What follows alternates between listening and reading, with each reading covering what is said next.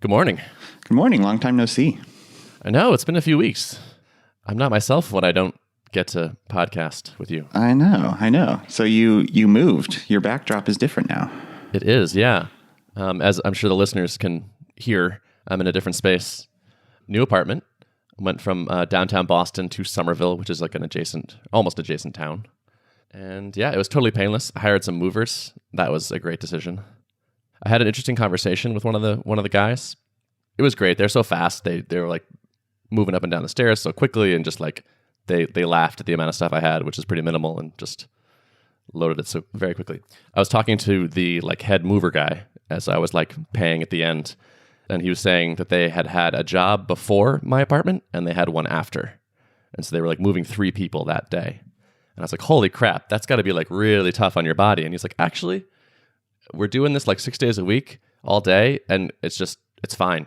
He's like, we just keep moving, and like you stay strong, and like it's like I feel great. And I was like, I have basically a sedentary desk job, and I don't feel great.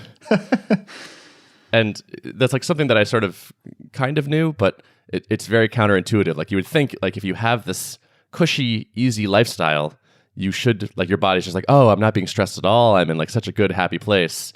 But it's the opposite. Like this guy who's carrying couches downstairs feels good because he's limber and strong and moves around all day. And like I have these random back pains and these weird weaknesses, and it's just like, oh, it's because I'm not moving enough.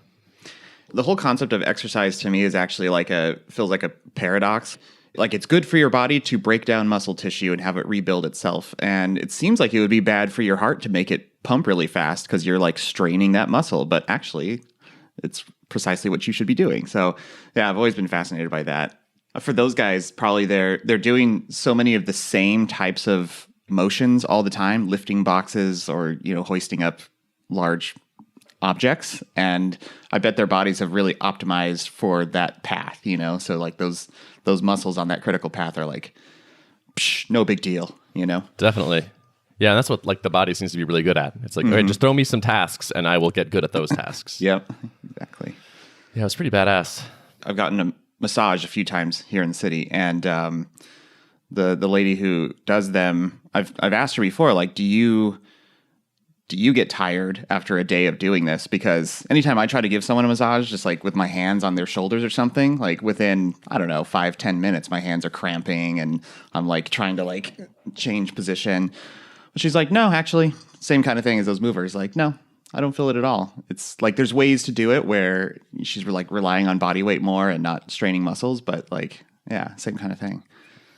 It's pretty badass. We're adaptable creatures. Mm-hmm. Indeed. It's nice. So speaking of that kind of stuff, did you have a fitness goal? Yes. So yes. Awesome. Got my Bod Pod results. So kind of like what we were talking about, you threw out the heuristic of like a pound of fat loss a week is pretty typical or like pretty attainable and safe and all that.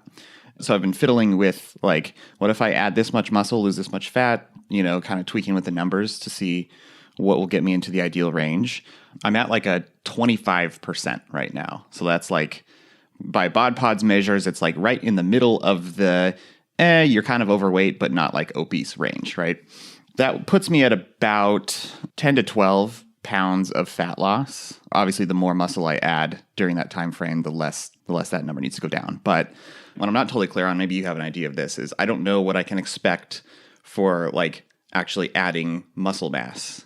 I don't know if there's a good heuristic for that. If you're doing like strength building exercise, it probably varies widely, I guess. But I think it depends on a number of things, but especially if you've done it before, like consistent strength training. So you gain much faster for your first year, basically, or even your first 6 months than you will later. So it depends on how close to that state you are. Okay. I used to be much stronger. Like I was much more of a regular exerciser before, and then I kind of went through a period of time where I wasn't. So I feel like I'm probably going to be able to put on a bit of muscle mass now, like to get me back to where I used to be at least. So I don't know. Assuming conservatively that I'm able to put on several pounds of muscle mass, then I need to lose about a pound a week over the next quarter to reach my goal. So my goal is 20%, and it comes out to about 200 pounds. I'm like 212 right now. So there are just about 10 weeks, a little more than 10 weeks before April 1st. Yep. So you could lose about 10 pounds. Yeah, and I have been exercising consistently, and I'm going to do a check-in Bod Pod about a month from when I did my last one, which was about 2 weeks ago, I think. So, assuming that I've already lost some since I took the Bod Pod over the past 2 weeks, I'm hoping I'm already making progress towards that goal. The 1 month check-in Bod Pod should hopefully give me a good picture of whether I'm on the right trajectory or not, or if I need to alter course. Awesome. I like this goal now. Yeah. It's like as soon as I start measuring it, it really kind of motivates me. And I do definitely feel like I'm more in the habit. Like I kind of crave physical activity after a long day of sitting in front of a computer screen. I was skeptical at first that I would get there because in the past I've felt like by the end of the day when my brain is spent and I feel like I'm lacking willpower, like if I'm not in the habit of exercise, then it's easy for me to feel like, you know what, I just don't even have the mental strength to go bring myself to go exercise. So I'm just going to relax, you know? But now it's like, now that I'm in the habit, I feel after sitting in front of a computer, I feel like I need to move. Like I want to do this every day. I need to get blood flowing. I think for me, the key is going to be like shorter periods of exercise more frequently as opposed to the like exercise only twice a week and go really hard. I think I kind of need that almost daily cadence of like getting blood flowing. That's what makes me feel the best. Yeah. There does not seem to be a too often for me in terms of making me feel awesome. Like if I lift too much for too long, I notice I kind of have like a risk for injury. But in terms of like feeling good, it's just like you can't, like every day is not too much to me to do something. Like if I don't exercise for a full day, I kind of notice it. I'm like, I don't feel great. And by the second day, it's like, oh man, this is just, I'm in a bad place. My mood is worse. I'm like less patient. Everything is just, a lot of mental things are down and physical things are just off. Your goal is 20% body fat by April 1st. Is that right? Yep. Basically. Okay. Yes. Mm-hmm. Nice. All right, Yeah. Cool. Good luck. Thank you. I was on the website the other day. Yeah. And I refreshed it and some stuff changed. Yes. So this has been a big project that has been pretty secret. You know, it's been in the works for many months and a crazy amount of work went into it. But basically, Drip got a new brand refresh, essentially. And that includes a new logo, a new marketing site, new color palette, new messaging, new skin inside the app. Not really anything moved around inside the app, but definitely like color scheme changes, which people are certainly noticing. This has been a big undertaking. Big props to the whole brand team at Drip for pulling this together. I know that they were working crazy hours to make this happen. So the big motivation behind it was, I've alluded to this in the past few months, but basically we've been trying to strategically find what our focus is going to be for the next year and coming years for Drip. We've been, historically a very general purpose tool that can be used by almost any business or person who's doing things online, right? And we kind of started out really marketing ourselves towards the small SaaS players, the consultants, the info marketers, bloggers even would use Drip or still do use Drip. That puts us in a difficult position when it comes to actually pressing into our marketing efforts, because where do you focus? Do you just try to say like Drip is great for everybody? Or do you kind of put a stake in the ground and identify a specific niche where Drip is most valuable and those are the types of customers we really want to go after? Even though Drip will always be, probably broadly applicable to a lot of different industries. And there's a lot of risk in this too, because anytime you position yourself strongly, people can feel alienated, like you're no longer the tool for them. And so this is something it's going to be interesting to see how it susses out. I know we're doing a lot of communication on social media and in our Facebook community, and trying to ease fears of existing customers who maybe feel like our positioning doesn't fit them exactly. It feels good to have it out in the world for sure. Yeah, that's the positioning was actually what I was most curious about. Mm-hmm. You want to talk about that? Yeah, sure. So we are calling ourselves an ECRM, which is probably like the first time you hear it, you're like, what the heck is that, right? Because even like the word CRM had not been traditionally associated with Drip. But if you think about it, what is a CRM? A CRM is a customer relationship management piece of software, right? And your traditional CRM that you think about is, say, Salesforce. They're the biggest company to put the CRM label on their product. And they're really a sales enablement tool. Like they help salespeople track their prospects and leads and move them through their pipeline. So it's less about like customer and more about sales. And there's long been this gap in the suite of software tools for the types of companies that don't have dedicated sales teams but want the same type of process to be happening in the background, where you're effectively moving people through your funnel. People who come to your website seem interested but want more information, and there is a built-in funnel there that is very clear when you're doing direct sales, because you have salespeople talking to people and deliberately tracking what stage they're in. But for like an e-commerce site where you have maybe hundreds of thousands or millions of visitors a month, and then a certain chunk of those are viewing products, and a certain chunk of those are putting products in their cart, and then a smaller portion are actually purchasing something, and then there's opportunities for cross-sell and upsell. This whole process is effectively what you could be doing with a CRM if you had a sales team, but people have kind of been left in the dark if you don't have sales teams. The E in eCRM stands for e-commerce. That in and of itself is kind of a loaded term because different people have different ideas about what e-commerce means, right? A lot of people think of it as like, well, it's basically brick and mortar, but online. We had discussions internally. Should we call it digital commerce? Should we call it like, I don't know, something else that doesn't shoehorn us into the traditional, like typical way people think about e-commerce? And that's why naming things is so hard, especially when these terms are so loaded, and oftentimes they're misnomers. I think Salesforce calling themselves a CRM is a bit of a misnomer. A lot of that baggage comes with these terms, but on the flip side, these terms are well understood by a lot of people in the market. So we have our CMO comes from the e-commerce land, like the larger e-commerce, not like your typical Shopify customer, but like bigger scale.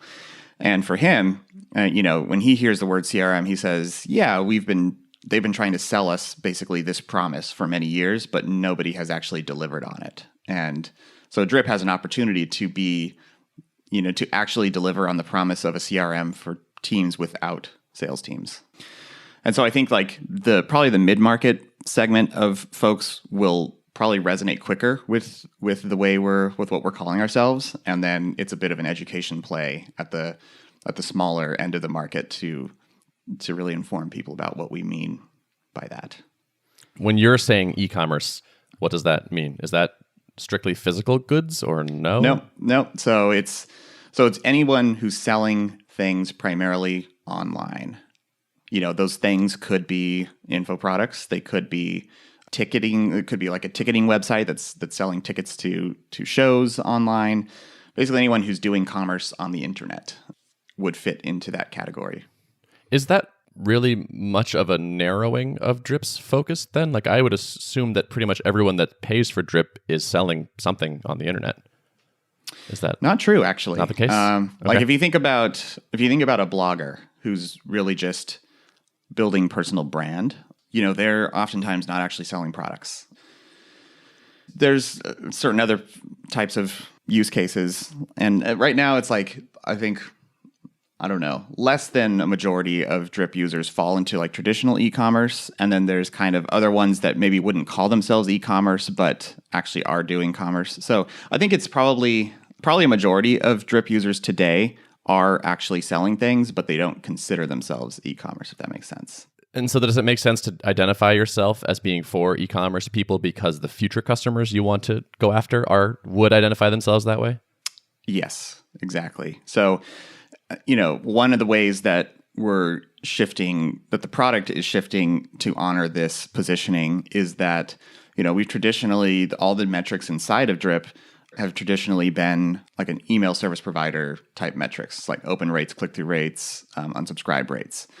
Those types of metrics are interesting for someone who's selling things online, but ultimately they mostly care about how much money is this driving. If I send this email, what's the ROI of sending that email? So, you're going to start to see dollar signs everywhere inside of Drip, basically. Like anywhere we can start to track what the end result is of these things, we're going to do it. And historically, that's not been quite as easy because part of the time people don't even wire up conversion tracking, or they're not piping sales data into Drip because they're really just doing more traditional like email marketing type activities and not necessarily tying that all the way back to driving sales of goods or services. I wonder if this will like almost help focus some of the existing people. I actually haven't wired up conversion tracking for like refactoring Rails, but if it's all over the interface where it's like you could know how much this email made you, that would get me over the hump kind of. Yeah, for sure. And that's the other kind of message that we are trying to drive home, I think, especially with people who are like, wait, I don't identify as e-commerce. Is Drip still for me? Our response to that is almost everyone is selling something. It's just, maybe you don't think of yourselves as e-commerce, but even someone who's building a personal brand, if they ultimately release something that causes an exchange of dollars, well, then you're doing commerce, So it's just trying to refocus people a bit, I think. And like you said, like the product should be doing an even better job of encouraging that. But if we continue to have an interface that's like an ESP, then that's always a secondary thing. And so we're trying to flip that and make that the primary thing that people are tracking. So it's less about like, oh, like Drip might be good for sending emails to your subscribers or creating newsletters or things like that, and like or campaigns. Like it still is good at those things, but it's good at those things in the context of driving sales from people.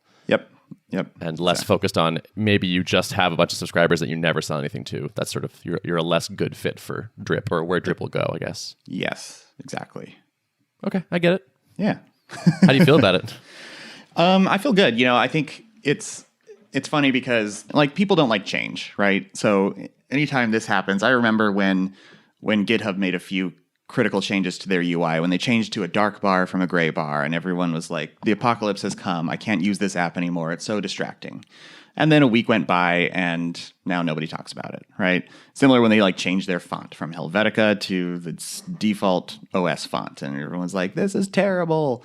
And now, like, it arguably is much better than it was before. So I've watched the brand evolve over time. So I've been gradually, like, become accustomed to it. And I've seen all the past iterations. So it's like, it's hard for me to fully empathize with everyone who's just seeing it for the first time because that's not me, But I think probably the hardest part has been kind of seeing the visceral reaction from a number of people publicly has been tough. And I feel for, our whole brand team and all the designers. And it's just crazy how sometimes people on the internet forget that there are humans behind these things, So when someone off the cuff says, whoever designed this should be fired, like that doesn't feel good for the people who designed it.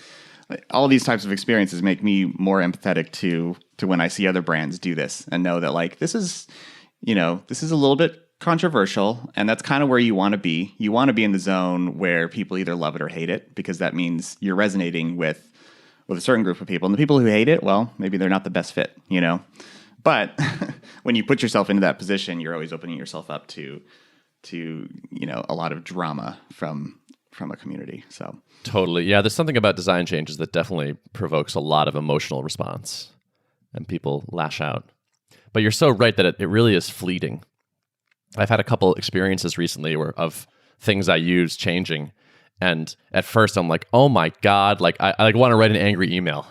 And I'm just like, this is like, why would you do this? This is so terrible. And then like a few days later, I stop noticing it, or like I'm like, actually that change is kind of good. I'm like kind of using this thing more. I'm trying to like train myself to not make judgments early on, because I've seen this happen a couple times in me, where at first I'm upset, and then a week later I either feel totally used to it or come to see how it's better and that in a way I couldn't before. Yep. Yeah, and it's happened to me too. Like with the GitHub changes, I was initially with the font change, I was like, oh man, I don't know if this was the right move. But I mean, I restrained myself from like publicly flaming them on Twitter or something. But I remember like kind of following the comment threads and like their director of design saying on Twitter, like responding to a lot of people and just telling them like, give it a week, then let me know your thoughts, because I mean, he understood like this stuff takes time, change takes a while to get used to, but this is actually an improvement in our opinion. And I think you'll maybe see that too if you just give it time. So. Well, when did the change roll out? It was last Saturday. So that was what, the 13th, I think. Okay. Yeah. So you'll be at a week soon. Yeah. Yep. I'm already seeing from my perspective, seeing things kind of die down a little bit, the questions and the drama. And honestly, the questions are good. Like people are asking genuinely, like, does this mean Drip's not for me anymore? And this gives us an opportunity to drive home that point of, well, most people are actually selling things online and kind of honing our positioning. So yeah, that e-commerce thing, I think, will probably be an education challenge, maybe. Like if you had asked me at the start of the call, what does e-commerce mean? I would say selling physical goods on the internet. Yep. That will probably take a little doing. Yeah. I get how like you're doing commerce on the internet. That means selling anything. Makes sense. Right. And it's just crazy how like we don't have a term in our nomenclature that really describes that, because digital commerce is another one that we could have used, but that really implies that it's not physical. It's like it's only ebooks or whatever. So, naming. Yeah. Well, good luck. Thank you. Yeah. Yeah. So like, why this positioning? Why this positioning? Well, I think it ultimately comes down to the fact that, we analyzed who gets the most value out of Drip and what are the areas where we, like looking into the future as best we can, what are the areas where we think we can really double down on that value and continue to provide more of it. And it became pretty clear that like, while Drip is great for like growing an audience without any kind of commercial intent behind it, like maybe a blogger would do, ultimately those types of customers they're not utilizing Drip to the best of its abilities. And so we really wanted to make sure our positioning aligned with our sweet spot. And I think our sweet spot is in doing things to help deliver the right message at the right time to the right people to drive more sales. Like this tool could either be used just for audience building or it could be used for actually minting money for you. And that's really where it came from. Cool. Yeah. All right. Makes sense. Yeah. Well, hang in there. Hopefully the maelstrom will subside soon. Thank you. Yep. What's been going on with you? I was thinking about my goals. I have not made much progress on my squatting or handstand goals or meditation goals. I've done a little bit, but not as much as I need to. I'm not on track, I would say, for those goals. As far as the getting a job goal, that is in progress. I did have an interview last week. I'm doing like a follow-up take-home project this week. I'm talking. There are things happening. The world's turning. How does it feel to be back in the interviewing process? I imagine it's been a little while since you've done that. It's been a long time. Actually, it was funny. It's like someone asked me for a resume. And I was like, and I actually didn't make a resume when I went to Thoughtbot. I just sent like, here's my blog, here's a GitHub, here's some code. And so I hadn't made a resume in something like 9 years. Yep. And I was like, how do people make resumes now? Right. And so fortunately, I found like a Google Docs template that was, not offensive. It's basically just a bunch of bullet points, more or less, and made it really skimmable. But I was actually pretty happy with how it turned out. I think almost every line of the resume was like a link to something. Whereas like, I was like, I co-created this thing and then also made this thing and, did this to revenue on this thing and also this podcast and this whatever. I was pretty psyched. I was like, this seems okay. This is not a bad little resume, I think. Yeah, that's nice because like so many people, like we look at a lot of resumes, a lot of candidates coming through the pipeline, and that's the biggest challenge I think with software development is a lot of times you're working on a small piece of a project and obviously the code is proprietary and it's like always hard to kind of share your work. So I think that probably serves you well that a lot of your stuff has been kind of in public and you have your fair share of like projects that are predominantly you that you can say like, yeah, I did most of this and yeah. Yep. Totally. And also that like I've talked about programming so much in public. So I think there's less of a question of like, does this person know how to program? Because like I like go watch my refactoring talk. You can watch me actually write code like in this video or a number of, I have a bunch of videos from which I'm writing code. So that helps too. I think someone at the interview was like, your reputation precedes you. I was like, oh, that's awesome to hear. It's like kind of the rock is rolling downhill a little bit, which is nice. And it's kind of, it felt a little bit more like we were trying to find out if we're good fits for each other. And there wasn't much of the like, do you even know what's up kind of thing. It's nice working in public and having, artifacts to share and whatnot. And I wasn't thinking about that so much in the past, but it sort of all came together when I was like, there's a bunch of stuff I can put on this one page that I think reflect fairly well on me. I think part of it is also just the phase I'm in my career. Is I'm not like an entry-level person anymore. I'm not a junior person, so there's less of the like distinguish yourself from other junior people. It's kind of more like I'm fairly established, and so it feels like a different conversation, which is nice. Yeah. So I imagine you haven't had to do any like programming exercises on a whiteboard. No, fortunately. I mean, I would be suspicious of a place that did that. Yeah, I would say that there's your red flag about you not being a good fit for them or them not being a good fit for you. Right. I don't think I would like walk out of an interview where they did that, but it would be concerning. And I feel like I probably would also like want to push back fairly immediately afterwards and be like, why do you think this is a good way to interview candidates? Like, is this how you interview everyone? Like, and have a conversation about it to see where that was coming from. I feel like that like whiteboard high pressure interview thing is like the stupidest cargo cult in development right now, where it's just like, oh, this is just like what everyone does, and so this is what we do, and we know it sucks, and we know it's not like what we do at work, and we know it's not a great predictor, but everyone does it, so we just do it too, and so you're supposed to study these things and know how to reverse a linked list. That would be a very strong turnoff if I encountered that. Yeah, I know, and I feel like this is. I'm shocked that we haven't gotten past this, because I feel like it's well understood that this is not the right thing to do, and yet it's still happening. I was just talking to a candidate yesterday. He was saying like, yeah, I'd been at the same place for about 5 years or whatever, and now I'm like getting back into the interviewing realm. And he's like, yeah, I it's been quite a shock, and I've realized I've had to pull out my computer science textbooks and really bone up on some stuff. And I was like, oh, dude, that's terrible to hear. Isn't that like, stupid? Like how is that? Why is that what you should do when you go interview? Yeah, exactly. Like, oh, that's right. The things I haven't had to think about for 5 years, I should go back and brush up on so that someone can ask me that, so that I can go back to not thinking about it after the interview. Could it get more blatant? I don't think so. and that like, oh, we just want to see, we're just asking you this to see how you think, I think is also just like a lame ass cop out. It's like, okay, then give someone a take-home project or something, or a pair program on something real with them there, and see how they think in like a realistic environment. Yeah. If the domain doesn't match at all what the job's doing, then yeah. You could ask someone to go run a marathon to see what their mental strength is, but like that wouldn't be a good indicator either, you know? Totally. Yeah. So I'm actually, tomorrow I'm going to be working on like a take-home thing, which I think actually is a good way to do this. If you do want to just get an assessment of someone's coding chops, take-home I think is good. It's just like so much lower pressure and more likely to give you an accurate picture of someone's abilities. Because I've been in those like whiteboardy type interviews and frozen up. I've had that experience of like, wow, I feel like I cannot think right now. And like later it's like, oh my God, the solution was totally obvious. And in the moment I was just like, your brain gets in this panic state and you can't make progress. And it's not what it's like to work somewhere. That's not what happens when you're actually writing code with, at the office. Yep.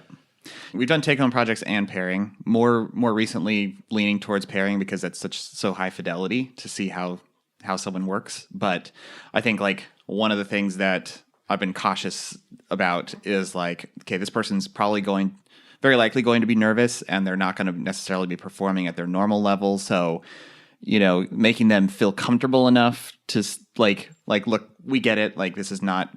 You may flub or you may make mistakes. Like, we understand, like, this is not perfectly, indicative of your abilities, and trying to at least set the stage so that they're comfortable and can basically say like, oh man, I'm drawing a blank totally. And I normally wouldn't, and you can tell if they're being genuine or if they're blowing smoke, So yeah. Yep. Trying to be good. Yeah. Even pairing definitely has a little bit of that pressure. Yep. It's a little better, but it's still a challenge. Mm-hmm. I also like this take home thing I'm doing. I can totally see how it is a feature in the product. Nice. That's good. It's like, this is actually a thing that the product does. I can see the inspiration for it. So it's not just like a purely academic exercise. It's like, this is the kind of code you might write for real. And like, it's a simplified version, but I like that I can see how it ties into an actual thing. Yeah, that's good. Seems like they've honed in on a good test project. Yeah, agreed. Cool. So maybe more updates there soon. We'll see. Awesome. Can't wait. Yeah. Well, I think we should wrap it. Yeah, let's wrap it. Okay. If you'd like to access the show notes for this episode, you can go to artofproductpodcast.com. Thanks for listening. Thanks. And now, the postlude. The after show. Someone emailed me and said, like, it would be nice if you stated that once the thing is over, you can stay for the extra if you want, or you can just leave. Which I think is kind of funny because, like, it's a podcast. Like, you can listen to whatever portion of this you want. I promise not to be offended. Yeah. I promise to not even ever be able to tell how much of the podcast you listen to. But please know that you have official permission that the official podcast is over and the postlude has begun, which will always be, extra stuff. Yep. You're not obligated to stay. This is purely elective. We should send people an end user license agreement if they would like to listen to the podcast. Yeah, totally. By listening to this podcast, you agree to the following terms. What's our recourse if they break that? That's a good question. We should revoke access. We need private feeds. Yeah, there you go. It is interesting now. I feel like we have the podcast where we talk. Mm-hmm. We have the postlude where we talk about other stuff. Mm-hmm. And then I have like a third list, which is like, and I need to talk to Derrick about this about off air. Yeah. So now there's like 3 categories of things. I know. I have some off air stuff this week too. It's like, yeah, I mean, we try to be public and transparent about everything, but sometimes you just can't, Totally. Yeah. So did you transparent as possible, but no more. Yeah, exactly. So I'm curious, did you see a missile launch? Missile? No. Rocket. Oh, the rocket. Yeah. I thought you were asking if I was like in Hawaii for that. Why did I say missile? No. So as far as I know, I think the static fire hasn't. It may have happened by now, but it got pushed back. Okay. And as so I have not seen one yet. I'm a little less fired up about it. Yeah. So. We'll see. I may still try to catch it, but I haven't been watching as closely as I might have needed to catch it. Yeah, I think probably the fact that these things can change last minute makes it a little trickier to commit to a plane flight. Yeah. Static fire. It looks like... Oh, yeah, it's not. It hasn't even happened yet. The static fire hasn't happened, apparently. Mm-hmm. So... I have a friend who's going down, so I kind of imagine he'll hit me up when that's happening, hopefully. Nice. That's cool. But so you got to be flexible if you want to catch a rocket launch. Mm-hmm. Also, apparently, there is if you want to see the launch, the best place is at Kennedy Space Center. Mm-hmm. Like there's like a specific viewing area. Mm-hmm. But like once the launch is scheduled, they open up ticket sales. And I expect the tickets will just go kind of instantly, basically, because this is a historic launch. Right. So then I could end up in a situation where it's like I can't even get close. Yeah. So that's not super appealing. So I guess we'll see. We'll see how all the details play out. But yeah, cool. Yeah. So I'm going to Mexico next week. Yeah. Yeah. How por qué? Yeah, just to escape the winter for a little bit. Nice. Yeah. Why is it cold where you are? Is it? It's been pretty brutal, but you know what? I'm proud of how we've done. Last year was my first real winter ever because the whole rest of the time in California, and that was an experience. This year has not. Like, I felt like I've been doing winter better this year, and talking to some locals, they're like, this has actually been one of the worst winters in the last 5 to 10 years, like in terms of how cold it's been and like those stretches of cold. So I'm feeling pretty good, about. Yeah. I'm like, if this is a bad winter, then I think I can do these for a little while. So nice. What's your coat situation? My coat situation?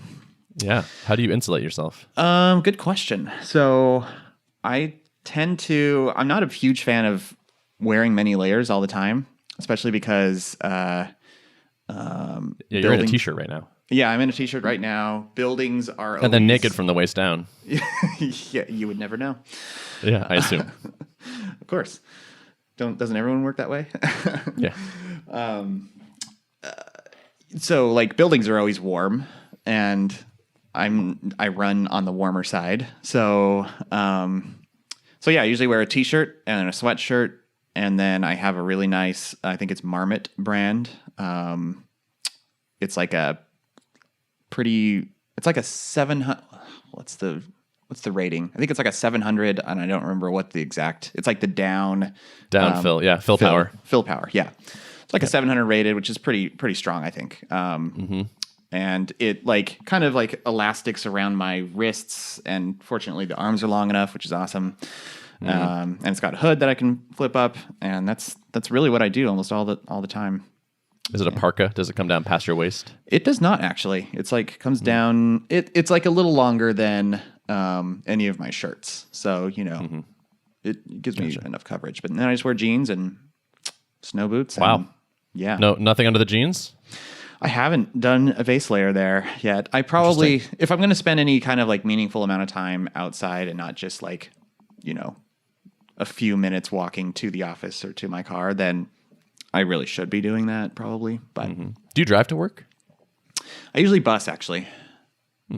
Yeah, we have one. Nice. We went down to one car, so a lot of times I leave my car for my wife to use, and yeah, we like live right next to the main transit hub in this area of town, and it shoots straight into downtown, like 1 block from the office. So pretty convenient. How long is that commute? Oh, depending on when I hop the bus, it could be anywhere from 10 minutes to 30, kind of depending on rush hour timing. Yeah. And driving is usually about 10 to 12 minutes. Mm-hmm. Biking's about the same when the weather's nice, so looking forward to that. Yeah, that's cool. Yeah. This is one downside of if I did take this job that I've been interviewing for is they're downtown and I'm not anymore. Ah, got it. So I'd be opting it back into a commute. Yeah, what would your commute be like? Probably half an hour-ish. Okay. Around that, maybe 35 minutes. Mm-hmm. Which is, and it's not terrible. It's like not like I would be driving or anything, but it then puts me reliant on the Boston public transit, which is iffy, especially in the winter. Yeah. Like when it gets, and like it's a woefully underfunded system, which is extremely frustrating. Like we're like a very rich first world city and have dramatically underinvested in public transit. Yeah. It's sure building lots of roads though. Yeah. But so like the trains break a lot. You guys have like light rail that kind of spiders through, or what does light rail mean? Well, just like I guess a train. Like there are trains. The public transit is mostly train. I mean, there's trains and then a bunch of buses. Okay. And the trains are mostly subways that are underground. Oh, really? Okay. Yeah. Like the red line is the one I would take. Is I would say, at least the portions I'm on are 100%, just about 100% underground. More, 90% underground, which should protect it from weather and stuff. But still, like when it snows enough, they shut down. Really? If it gets bad enough. Yeah, like a couple winters ago when we had like 10 feet of snow. Yeah. There were shutdowns a lot. It hasn't, as far as I know, it hasn't shut down this suppose season. just but it's kinda like when it clog snows things enough, they're like, oh, we're experiencing delays because blah blah blah. Yep. Well, at least if you're on a subway or bus or something, you can use that time for listening to podcasts or reading, right? Exactly. And doing stuff. Yep, and that's actually that's kind of that'll be the bright side is I can ramp my podcast listening up.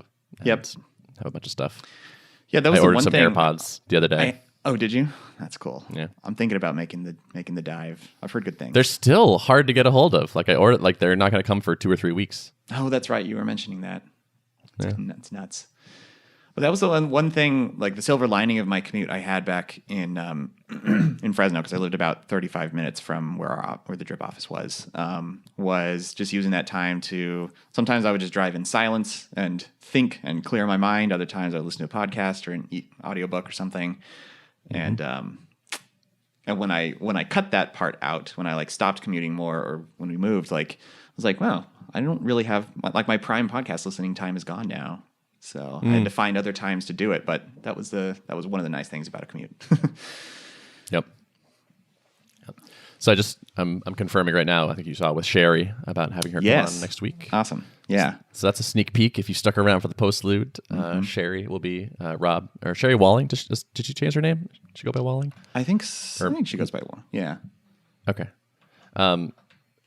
Sherry Walling will be coming on, who is Rob Walling's wife. You might know. Yep. and talking about staying sane while running companies, starting companies, doing entrepreneur stuff. Yes. Doing e-commerce. Writing a book. She's have a book coming out. So yes, that's right.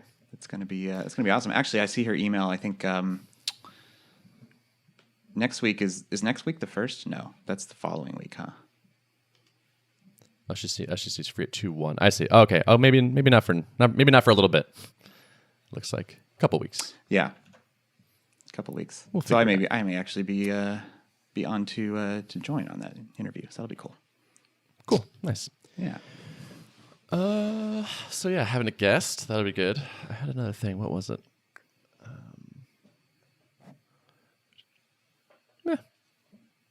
Yeah. I don't know. Yeah.